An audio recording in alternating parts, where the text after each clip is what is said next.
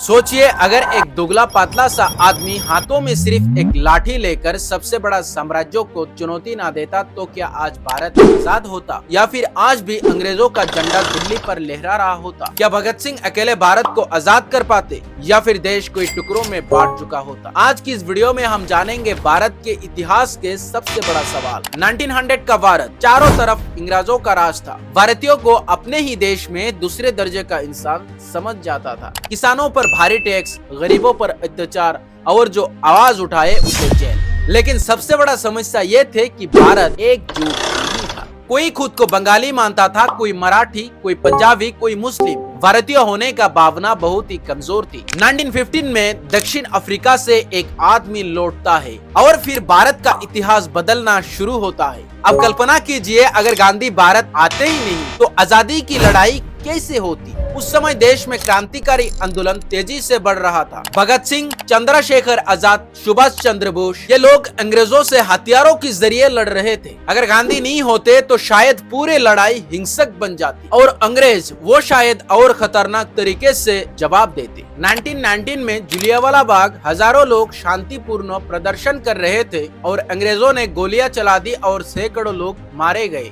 अब सोचिए, अगर गांधी जैसे नेता लोगों को अहिंसा से जोड़ने की बजाय देश को पूरी तरह से हिंसक रास्ते पर चला जाता तो शायद ऐसा जलियांवाला बाग पूरे भारत में होता। लाखों करोड़ों लोगों को मार दिया जाते। गांधी ने अंग्रेजों को ताकत से नहीं हराया, उन्होंने अंग्रेजों की इज्जत खत्म कर दी। जब लाखों लोग बिना हथियार के सड़कों पर उतरे थे और अंग्रेज उन पर लाठी चलाते थे तो पूरी दुनिया देखती थी कि ब्रिटिश साम्राज्य 79 लोगों से डरता है। ये गांधी की सबसे बड़ी ताकत थी। 1947 में भारत का विभाजन बहुत दर्दनाक था। अगर गांधी नहीं होते तो शायद सिर्फ पाकिस्तान ही नहीं बल्कि पंजाब अलग, बंगाल अलग, दक्षिण भारत अलग और हो सकता था, क्योंकि उस समय भारत में सैकड़ों रियासतें थी और गांधी पहली ऐसी आवाज बनी जिन्होंने पूरे देश को एक भावना में जोड़ा। अब एक बड़ा सवाल, क्या सिर्फ क्रांतिकारी भारत को आजाद कर सकते थे? शायद हाँ, लेकिन कीमत बहुत बड़ी होती। संभव है भारत को आजादी 1947 में नहीं बल्कि कोई साल बाद मिलती और तब देश गृह युद्ध में डूब सकता था। इतिहास का दूसरा पहलू भी है कि लोग मानते हैं कि गांधी बहुत ज्यादा अहिंसक थे,